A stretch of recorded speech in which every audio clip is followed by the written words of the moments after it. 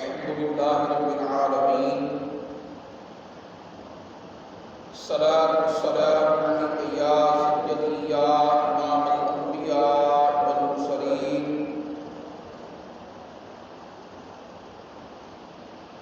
أما بعد فأعوذ بالله من الشيطان الرجيم بسم الله الرحمن الرحيم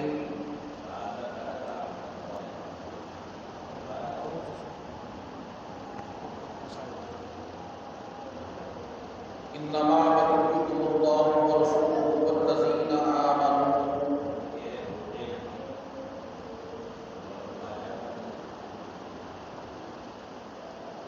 إن الله وملائكته يصلون على النبي يا أيها الذين آمنوا صلوا عليه وسلموا تسليما الصلاة والسلام عليك يا سيدي يا رسول الله الصلاة والسلام عليك يا سيدي يا حبيب الله الصلاة والسلام عليك يا سيدي يا نبي الله الصلاة والسلام عليك يا سيدي يا خاتم النبيين وعلى آلك وأصحابك يا سيدي يا إمام الأنبياء والمرسلين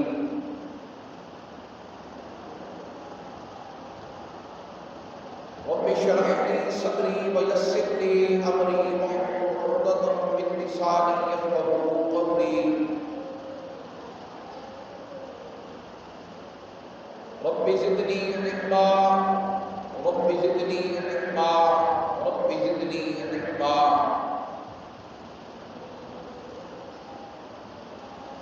رب يسر ولا تعسر وتمم بالخير وبك نستعين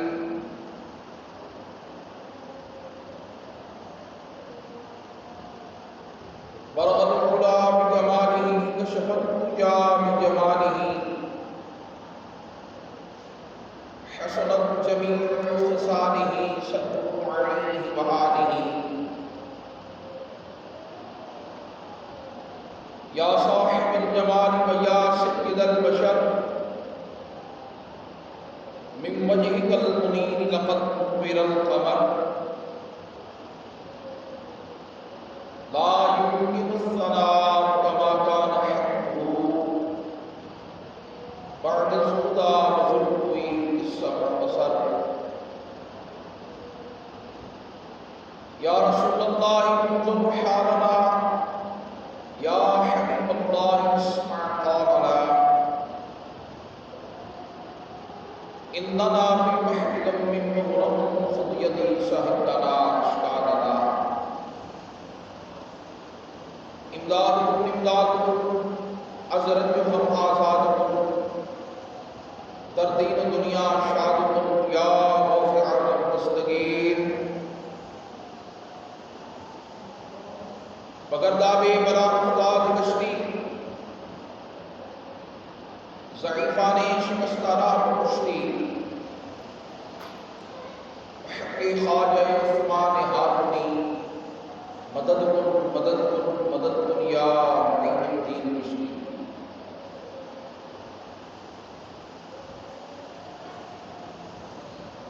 اللہ تبارک و تعالیٰ کی حمد و ثنا کے بعد آقا نامدار مدنی تاجدار حبیب پروردگار شافع روز شمار ہم گناہگاروں کے غمخوار احمد مجتبیٰ جناب محمد مصطفیٰ صلی اللہ علیہ وآلہ وسلم کی ذات والا صفات پر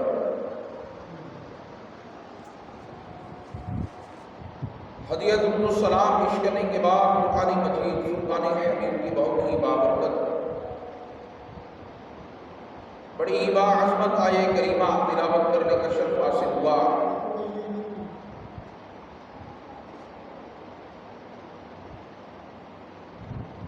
رب العالمین کی بارگاہ میں دعا ہے حق سچ بیان کرنے کی توفیق عطا فرمائے. مجھے بیان کر کے تمام سامعین و حاضرین کو سن کر عمل کرنے کی توفیق عطا فرمائے۔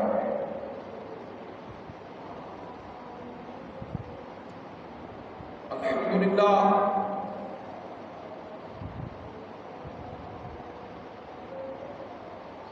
ماہ رمضان المبارک کی رحمتیں برکتیں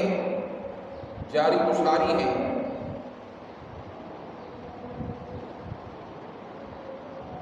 خوش نصیب افراد امت روزہ رکھنے کے ساتھ دن رات اللہ تبارک و تعالیٰ کی یاد، اس کی تسبیح و تحمید، کثرت تلاوت اور کثرت درود و سلام کے ساتھ اپنے قلوب و اذہان کو منور معطر معمر کرتے چلے جا رہے ہیں، کیونکہ اللہ رب العالمین کی طرف سے معزز مہمان بن کر تشریف لانے والا یہ بابرکت مہینہ اپنے ساتھ مومن کے لیے بے شمار رحمتیں، برکتیں، عظمتیں، سعادتیں لے کر آتا ہے۔ رزق کی فراوانی لے کر آتا ہے، جذبہ جود و سخا لے کر آتا ہے،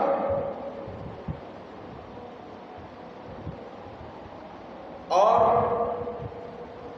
سب سے بڑی بات کہ اللہ کریم کی کرم کی وہ سوغات لے کر آتا ہے کہ جس میں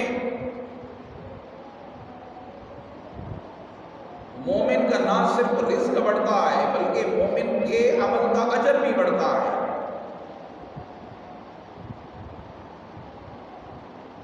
یہ تو اللہ تعالیٰ کی سخاوت ہے نا کہ اللہ رب العالمین مومن کا رزق بھی بڑھاتا ہے اور اس کے عمل کا اجر بھی بڑھاتا ہے۔ کیسے کہ مومن کو نفلی عبادت کا ثواب فرض جیسی عبادت کا اور ایک فرض ادا کرنے کا ثواب اس کو 70 فرضوں کے برابر ادا فرماتا ہے، اور پھر یہ اجر کم از کم مقدار کا ہے۔ جو مومن تقوی و پرہیزگاری کے جس معیار کے ساتھ اللہ کی بارگاہ میں اپنا عمل پیش کرے گا، اللہ رب العالمین اپنی شان جود و سخا کے طفیل اس کے عمل کو اتنا قبول کر کے اس کو اجر اور صلہ اس کو عطا فرمائے گا۔ اس لیے اللہ تعالیٰ کی دریائے جود و سخا کی طرف دیکھتے ہوئے مومن کو بھی چاہیے کہ وہ بھی اپنے عمل میں تیزی لائے، وہ بھی اپنے عمل میں اضافہ کرے، اور اپنے عمل میں اضافہ کرتے ہوئے جس قدر ہو سکے اس کی رحمتیں لوٹ لے۔ کیوں کہ شاید اگلی مرتبہ زندگی اتنی وفا نہ کرے کہ اگلے سال یہ مہینہ ہمیں دیکھنا نصیب ہو یا نہ ہو۔ اس لیے جس قدر ہو سکے، جتنا ہو سکے، اللہ کی بارگاہ میں اپنے اعمال اخلاص کے ساتھ پیش کر کے اس کی رحمت، اس کی برکت کو قبول کیا جائے۔ تو یہ بابرکت مہینہ جاری ہے۔ ہم اس مہینے کا ہر دن اور ہر رات اس کا شکر کرتے ہوئے گزارتے ہیں، لیکن اس مہینے میں اس امت کو ایک ایسا زخم بھی لگا، اس امت کو ایک ایسی ضرب بھی لگی جو رہتی دنیا تک شدت کے ساتھ محسوس کی جاتی رہے گی، اور ہر سال پلٹ پلٹ کر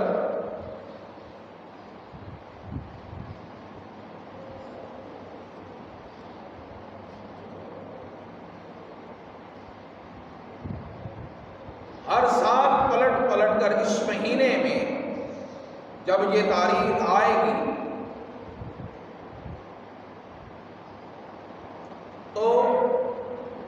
اس ضرب کی یاد نہ صرف تازہ ہوگی بلکہ ہر ایمان والا اس کو اپنے آپ پر محسوس بھی کرتا ہے،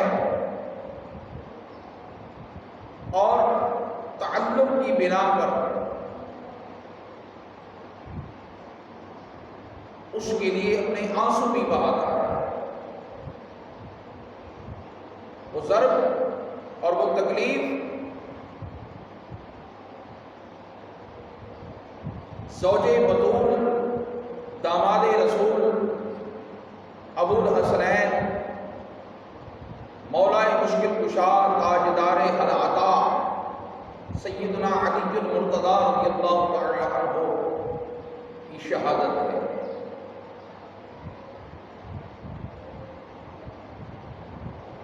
کہ مولا علی المرتضی رضی اللہ تعالی عنہ کی شہادت کا جو صدمہ اور جو زخم اس مہینے میں اس امت کو لگا، تو امت نے اس کو محسوس بھی کیا، اور آنے والی نسلوں کو بھی یہ پیغام دیا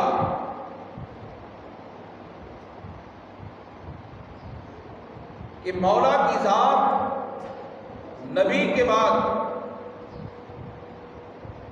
کائنات عالم کے اندر وہ ذات ہے کہ جس کو میرے کریم آقا سید عالم صلی اللہ تعالی علیہ وسلم نے اپنا بھائی قرار دیا اور اپنے علم نبوت کے شہر کا دروازہ قرار دیا۔ اس لیے ذات علی ذات نبی کے بعد معتبر اور معزز ترین ذات ہے۔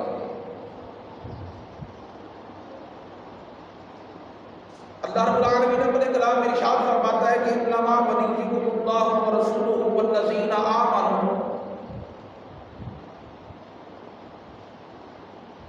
کہ بے شک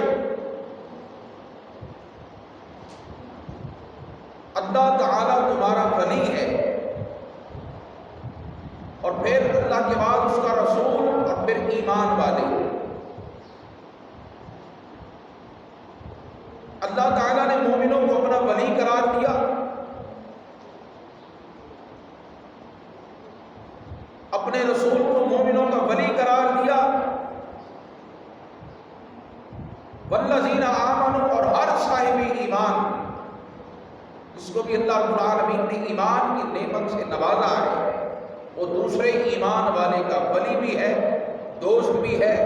مددگار بھی ہے۔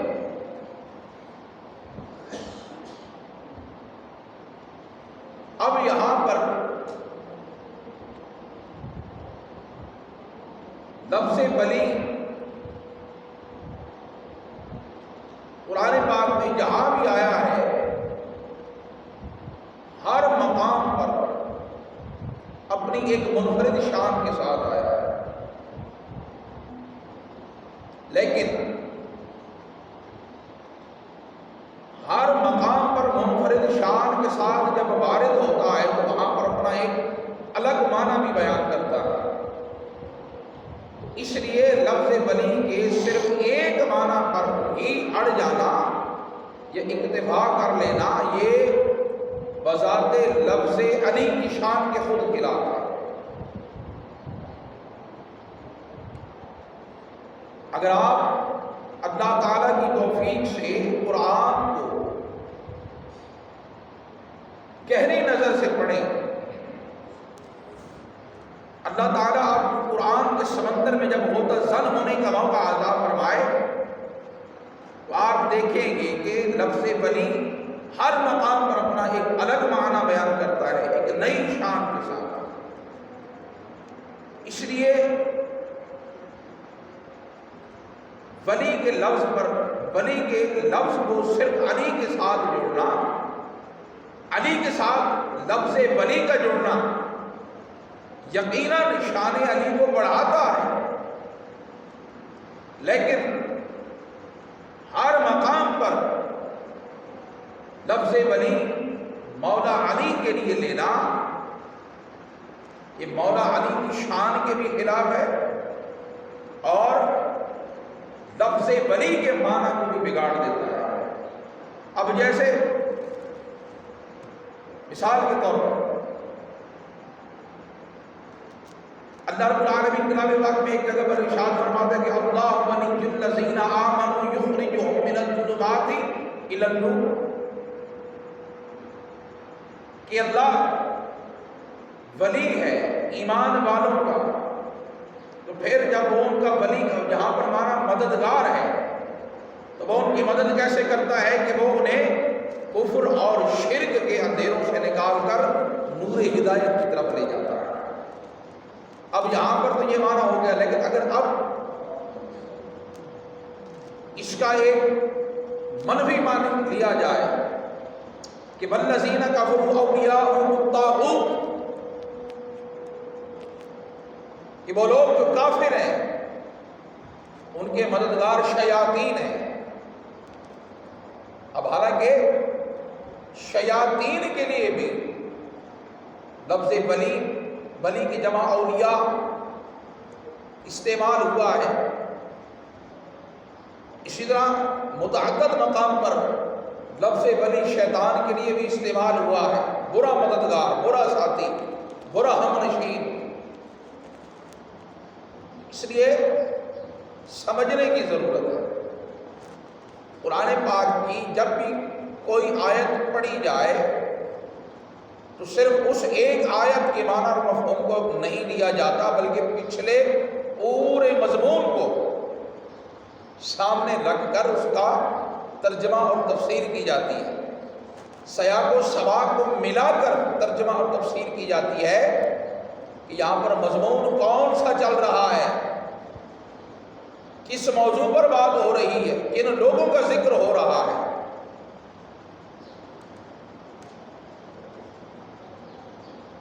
تو کچھ لوگ قرآن پاک میں جہاں بھی لفظ ولی آئے اس سے مراد اگر ذات علی لی جائے تو پھر یہ دونوں کے حق میں ٹھیک نہیں ہے۔ بہرحال اللہ رب العالمین نے مولا علی رضی اللہ تعالی عنہ کو جو فضائل، جو خصائل، جو کمائل عطا فرمائے اور آپ کے یوم شہادت کی نسبت سے ہم صرف بارگاہ عالمی میں اپنا نذرانہ عقیدت پیش کر کے اپنی عقیدت کا اظہار کرنا چاہتے ہیں۔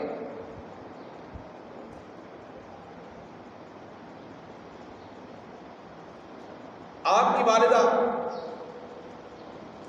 حضرت ام الخیر سیدہ فاطمہ بنت اسد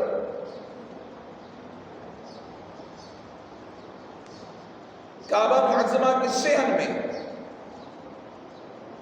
کعبہ کے ارد گرد طواف کر رہی ہیں۔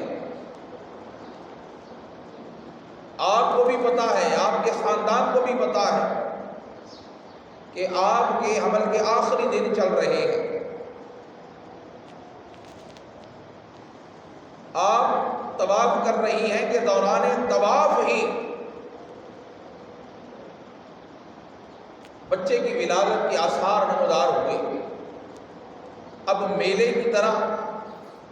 صحن کعبہ بھرا ہوا ہے اور حالت اتنی غیر ہو رہی ہے کہ کہیں پردے کی جگہ نہیں، گھر بھی نہیں جا سکتی۔ اسی دوران کعبہ کے قریب ہوئی،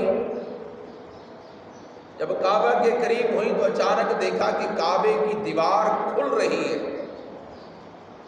اور کعبے کی دیوار کا کھلنا ابھی وہ حیرت سے دیکھ ہی رہی ہیں کہ اندر سے آواز آئی کہ فاطمہ کعبے کے اندر آ جاؤ۔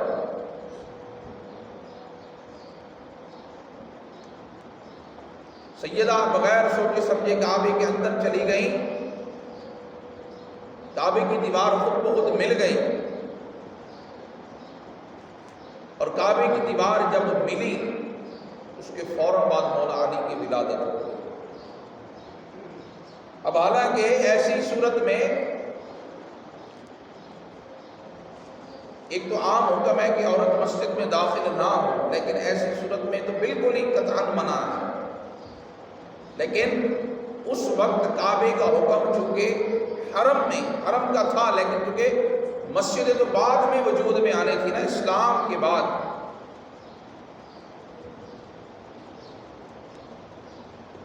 تو بچے کو لے کر باہر آئیں، جناب ابو طالب کے پاس لے جایا گیا۔ جناب ابو طالب نے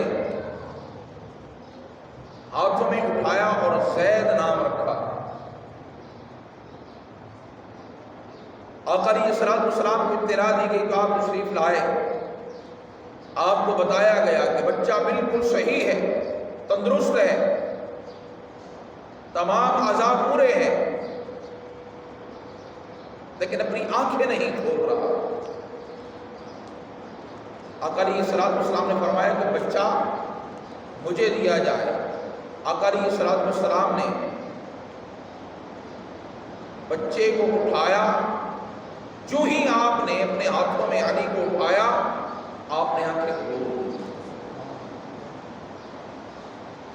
تو گویا دنیا میں آتے ہی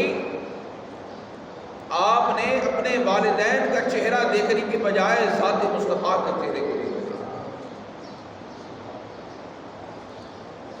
ذات مصطفیٰ کے چہرے کو علی المرتضیٰ نے دنیا میں آتے ہی سب سے پہلے دیکھا۔ پھر آقا علیہ السلام نے خود اپنے ہاتھوں سے علی کو غسل دیا، اور غسل دیتے ہوئے فرمایا کہ آج علی کو پہلا غسل میں دے رہا ہوں، کل مجھے آخری غسل علی دے گا۔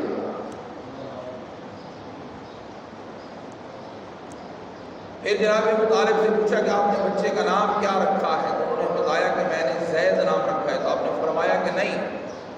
اس کا نام علی ہونا چاہیے، تاکہ بلندی، علویت اور عظمت، سعادت نصیب ہو۔ تو سیدہ فاطمہ نے کہا کہ جب ان کی ولادت ہوئی تو میرے کانوں میں یہی صدا آئی کہ بچے کا نام علی رکھو، لیکن میں دل میں دبا دی، اللہ کی قسم مجھے یہی نام رکھنے کا حکم دیا گیا۔ اس کے بعد آقا علیہ السلام نے علی رضی اللہ تعالی عنہ کو اپنی کفالت میں لیا، اپنی کفالت میں لے کر پھر ان کی تربیت فرمائی۔ اب ولادت سے لے کر لڑکپن، بچپن، پھر لڑکپن، گویا پیدا ہوتے ہی ذات مصطفیٰ کی صحبت میں رہ کر آپ کی داخلی خارجی زندگی کے ہر گوشے کا علی المرتضیٰ نے اپنی آنکھوں سے دیکھا، صورت کا بھی مطالعہ کیا اور سیرت کا بھی مطالعہ کیا، کیونکہ آگے بہت اہم ذمہ داری جو ملنے والی تھی۔ کیوں کہ باب مدینہ العلم بننے کا منصب انہیں عطا کیا گیا۔